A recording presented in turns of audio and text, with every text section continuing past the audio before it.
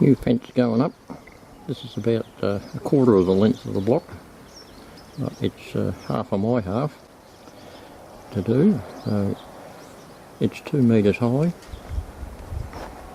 All these panel fences come in more or less like little kits. You get all the bits for the top, the sides, and the bottom, and the double-sided ColourBond to go in the panels.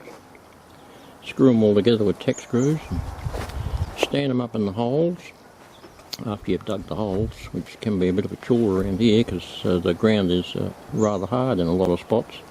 Ironically, the last one was the easiest. That was just dirt. All the rest had flint and rocks and all sorts of horrible things in them, but we got there in the end. So got all the frames up, trued them all up, got the spirit level onto them and lifted them up where necessary, got them level, vertical, and I've just finished concreting the holes. Just there, been mixing up concrete. Filled up the holes, and we'll wait a day or two for that to set properly. Then we can take all these bits of shoring and blocks underneath out and put the ColourBond panels in them, and we'll have ourselves a fence. Well, it's the next morning and it's time to take all the braces off. The concrete should be nice and set. Let's do that.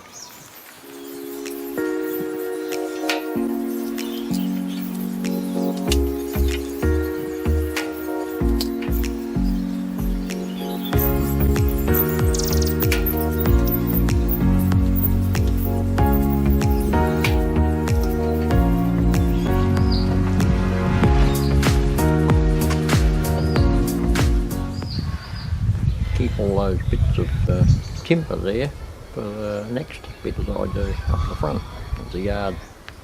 Those sticks are actually the sticks they use in between the rows of green timber in the timber mills. They're hardwood that one of the mills was trialling at one stage because they tend to last a lot longer, being subject to continuous steaming in kilns, drying the timber out. There are a few that I sort of salvaged here and there.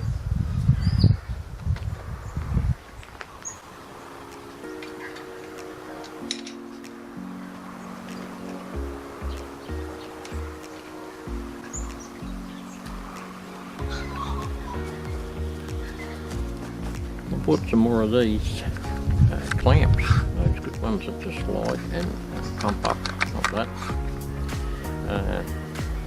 They just seem to do the job for everything. They're reasonably expensive. These big ones are about 30 bucks each, but I reckon they're worth every cent of it. You don't need 3 hands when you're trying to put multiple things together. You can just slide these things over it, get it set out a little bit, slide it over and just start pumping, and in it goes and locks it all up. They're good things. Time to take out the supporting timbers I used to lift up the framework so that I could make sure everything was nice and level. Hopefully nothing will go anywhere when I knock things out.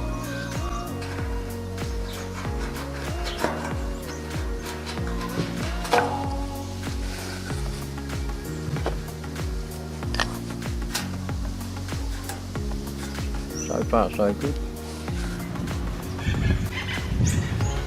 Well, the fence seems sturdy enough, so I think we're ready for this stuff.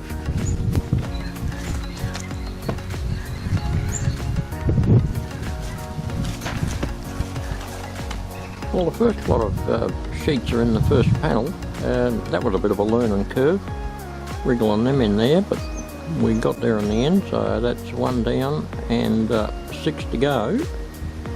Needless to say, that first one's the hardest.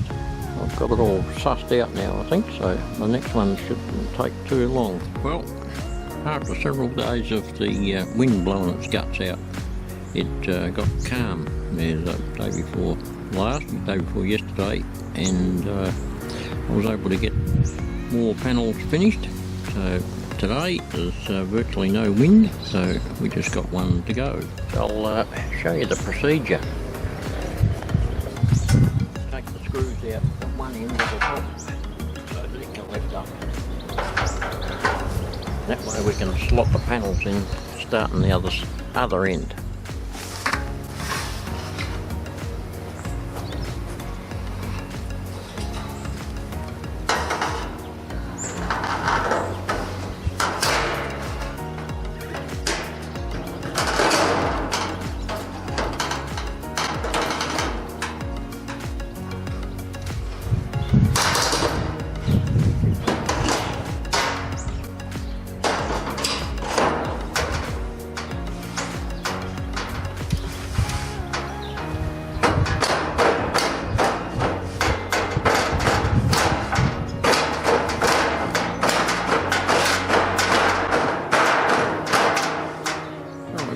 End in.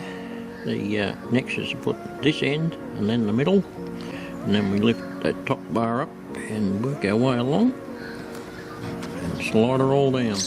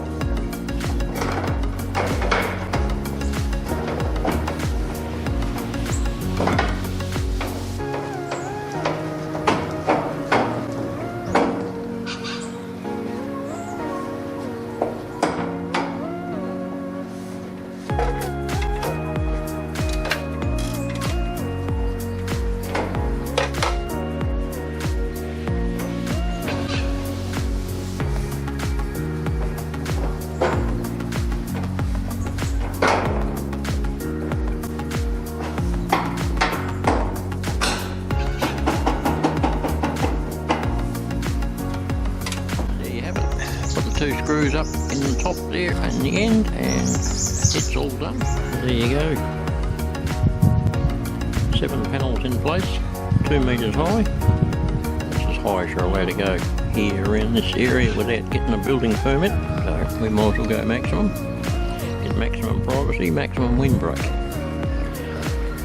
So down the track, I'm going to clean all that tree and ivy and whatnot up the front there and do that, but there's other things to do in between time. We'll see you on the next building project.